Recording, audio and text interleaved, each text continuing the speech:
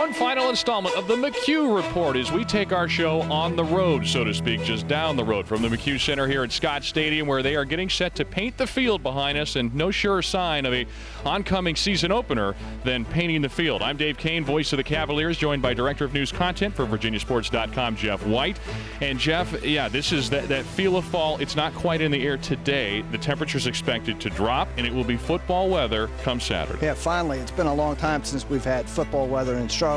It's been almost 9 months since Bronco Mendenhall took over. A lot has happened since then. A lot of hard work has gone into this program, and on Saturday, he'll get the first look at how his team plays and what they need to work on going forward. It is a unique game week, though, because for all of these players, all of these coaches, everybody involved with this Virginia football team, everything is new. This is the first time they've done this as a group together here in Charlottesville, so that includes all of the practices leading up to game time and game time itself. There is a serious air of mystery around this game, from the Virginia side at least, just for the reasons you mentioned. And Coach Mendenhall has noted several times that in training camp, when they literally moved to a new physical location to practice, things have been different. They've been here to scrimmage, but they haven't been here with people in the stands when it really counts. So I'm not sure the coaching staff knows exactly what to expect. I know we don't know what to expect. Well, some of the new mystery players, so to speak, that we'll be seeing.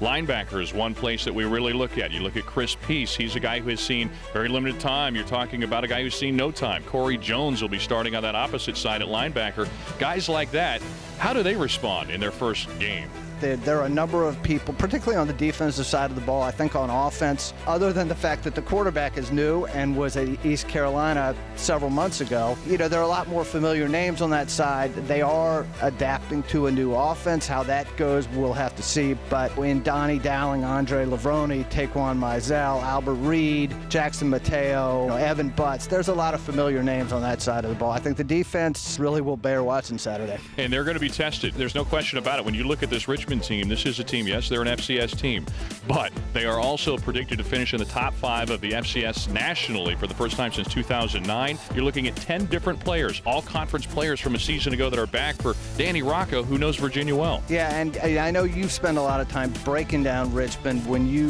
look at their personnel and their system, what jumps out? You're looking at a team that not only is the preseason favorite to win the Colonial Athletic Association, but they have both players of the year on each side. Kyle Laletta, a quarterback, a guy who was second in their conference and passing a season ago. He's got an All-American at wide receiver and Brian Brown. Then on the other side of the ball, David Jones, a defensive back who had 9 interceptions a season ago, including an NCAA record, 4 in 1 game. So they have players that are game-changing type of players.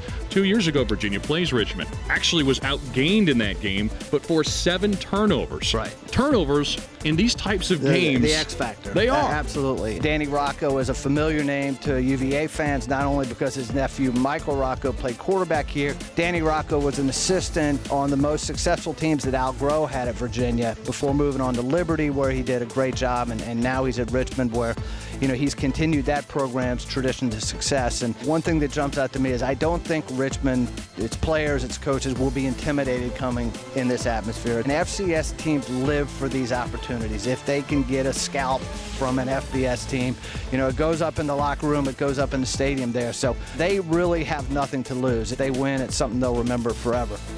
It was 7 turnovers in the last meeting between these two teams, the most Virginia has forced since 2002. Incidentally, the last time Virginia lost to an FCS team, it was 7 turnovers against William & Mary. It is a 3:30 kickoff here at Scott Stadium. Going to be a little bit of a different vibe just a couple days from now. Our final installment of the McCue Report. Thanks for watching, everybody.